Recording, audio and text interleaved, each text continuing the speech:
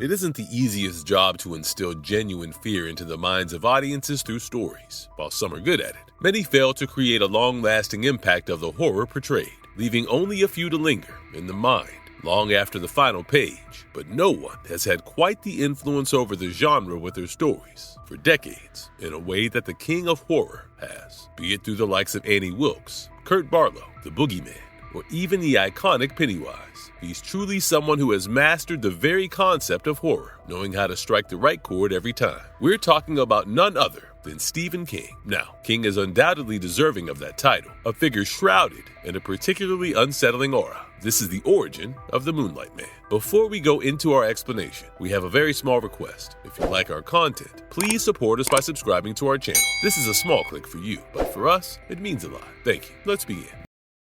Gerald's Game. In 1992, Stephen King published Gerald's Game, a thrilling suspense novel, which was later adapted into a chilling film with the same title, released in 2017, directed by horror filmmaker Mike Flanagan. But it's in this very story that we're introduced to this spooky character that we're highlighting today. But before we head to that, let's briefly set the stage for the terrifying predicament that introduces us to the Moonlight Man.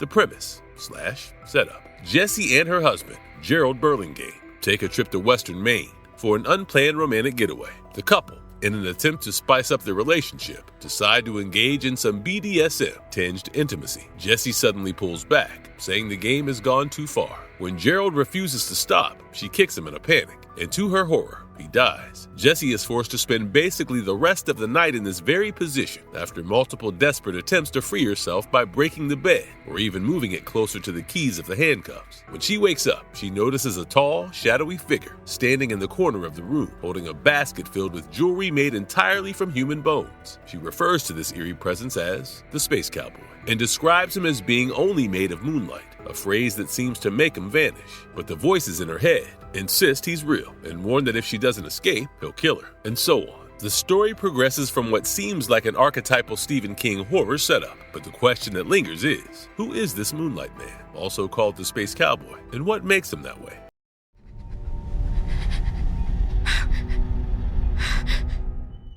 The identity of the Moonlight Man. To understand this, we must fast forward to 6 months after that harrowing night at the secluded lake house. Jessie, while seemingly suffering from a mild case of PTSD, hallucinates a recurring encounter with the man made of moonlight every night. One day, she attends the court hearing of a man named Raymond Andrew Joubert, who is said to be a serial killer, a necrophile, and a suspected perpetrator of recent house robberies in the area. It is known that he began as a graveyard vandal in Alabama before escalating to more malevolent acts, desecrating bodies, and eventually stealing various parts of the human anatomy.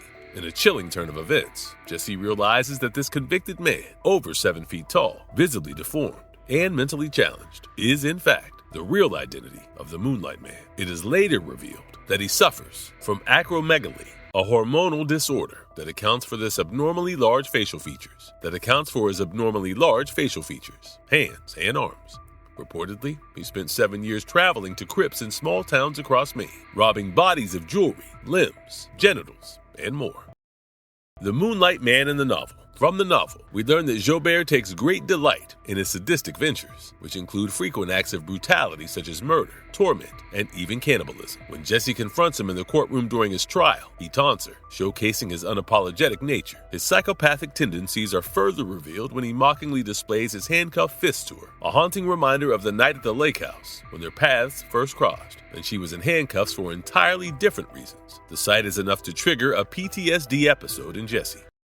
The Moonlight Man in the film. However, things are a bit different in the film. Here, Joubert doesn't intend to kill Jessie. Rather, he takes an interest in her after their first encounter and is presumably intrigued by her because she's the only person who does not respond to him with hostility. This might suggest the long-term psychological effects of a rough upbringing, likely without a parental figure to guide him. This also connects to the fact that he refers to his sister and her husband as mommy and daddy. Yet, it's the deeply ingrained psychopathy within him that ultimately drives him to kill them both, for reasons still unknown to the audience. Having uncovered the dual nature of the Moonlight Man, both a terrifying figment born of Jessie's trauma and a disturbingly real, monstrous individual in Raymond Andrew Joubert, we're naturally led to ponder the very essence of such a character. Understanding who the Moonlight Man is, along with his role and his relationships with people as shaped by his perceptions, invites a deeper curiosity into the nature and peculiarity of such a figure.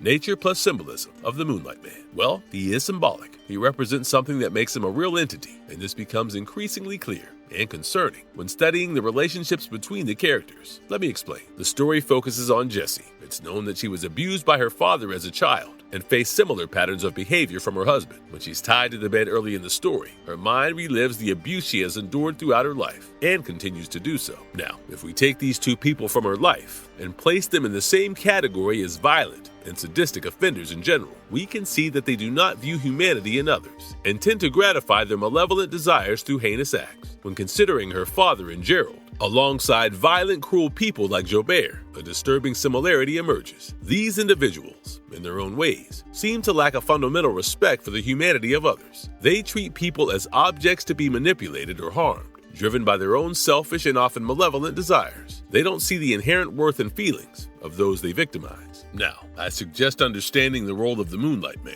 I bet you'll get a more powerful story with these observations the next time you watch it. You see, in the final moments of the film, Jessie confronts the Moonlight Man, or Raymond Andrew Gerarld, in the courtroom. She musters the courage to approach him, but then he turns around and echoes the very same words Jessie told him upon their first encounter. "You're not real. You're only made of moonlight." It's clear that the Moonlight Man, too, does not see Jessie as a real person. For him, Jessie was just someone he had seen, an object to be maimed and killed, like many of his other victims. This exchange underscores the lasting psychological damage caused by trauma, where victims can feel unreal, and perpetrators often fail to see the reality of those they harm. But Jessie could no longer submit to anyone. She had reached a breaking point after a lifetime of being controlled and seen as inferior by those who should have cared for her. A life spent on the receiving end of abuse and objectification by the ones she loved the most. But this was her moment. She replies to him, saying, "You're so much smaller than I remember." This unsettles Gerarld. She's unaffected by his physical stature and decides to challenge the diminished power he supposedly holds over her. Just as she turns her back on her tormentor, she's also turning away from her father and her husband. Her final line signifies her triumph over her past fears. She's chosen to face her trauma head-on, rather than burying it inside her. It's about reclaiming her own narrative. This allows her to take power away from those who have harmed her. In the end, we can conclude by labeling the Moonlight Man as symbolic. Initially, he's a terrifying hallucination, a reminder of her deep-seated fears. But the Moonlight Man gradually develops into a proper representation, a figment of Jessie's increasingly unhinged mind, suffering terrifying hallucinations born from her fear and the resurfacing trauma of her childhood and marital abuse. Her final line gives the film a beautiful ending, one of rediscovery and freedom. Conclusion. Gerald's Game is one of those Stephen King tales that takes a turn to comment on morality. Unlike typical horror stories, the desperate need to survive a dangerous situation here serves merely as an introduction, a superficial layer of horror. In reality, the true horror lies deeper, the inner turmoil and psychological trauma that form the film's core. The Moonlight Man, in that sense, embodies both the external threat and the internal manifestations of past trauma, which continue to profoundly affect Jessie's psyche. This isn't just another scary story about humans confronting a monster. Rather, it portrays the monstrosity within humans themselves, the true terror to face. This video was all about the Moonlight Man, the monster from Stephen King's Gerald's Game. We hope you enjoyed learning more about this fascinating character. If you like this video, be sure to drop a like and share it with your friends. And please feel free to subscribe to Marvelous Videos for more such content. Until next time, take care.